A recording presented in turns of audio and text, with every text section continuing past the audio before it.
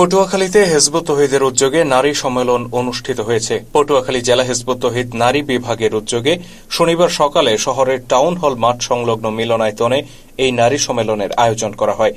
এ সময় জেলার বিভিন্ন প্রান্ত থেকে আগত কয়েকশো নারী কর্মী ও শুভানুধ্যায়ীদের উপস্থিতিতে অনুষ্ঠানস্থল পরিপূর্ণ হয়ে ওঠে।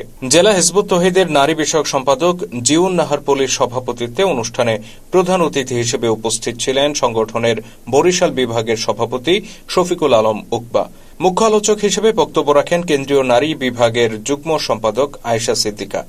অনুষ্ঠানে বক্তারা বলেন, ধর্মের নামে নারীদেরকে ঘরবন্দি করে রাখা ইসলামের শিক্ষা নয়, বরং পুরুষের পাশাপাশি নারীরাও তাদের সৃজনশীলতা, নেতৃত্বের গুণাবলী, জ্ঞান ও যোগ্যতার আলোকে রাষ্ট্র ও সমাজে ভূমিকা রাখবেন, এটাই ইসলামের অভিপ্রায়। ফতোয়াবাজি করে কিংবা ভয় ভীতি দেখিয়ে নারীদেরকে পিছিয়ে রাখার সুযোগ ইসলামে নেই বলে তারা মন্তব্য করেন।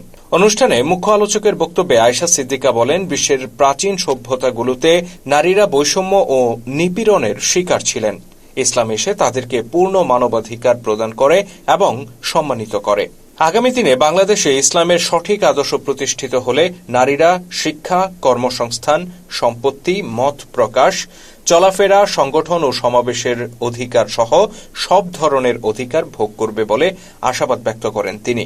অনুষ্ঠানে বিশেষ অতিথি হিসেবে উপস্থিত ছিলেন ঢাকা বিভাগ হিজবুত তৌহিদের সহ সভাপতি আলামিন সবুজ, বরিশাল অঞ্চলের আঞ্চলিক সভাপতি রুহুল আমিন মৃধা, বিভাগীয় নারী নেত্রী খাদিজা আক্তার মুন্নি, পটুয়াখালী জেলা হিজবুত তৌহিদের সভাপতি মোহাম্মদ সাইফুর রহমান সাইফ, বরিশাল জেলা হিজবুত তৌহিদের সভাপতি লোকমান হোসেন, বরিশাল জেলা নারী নেত্রী জারিন তাজনিন লাবনী, ভোলা জেলা নারী নেত্রী খালেদা আক্তার লুনা প্রমুখ।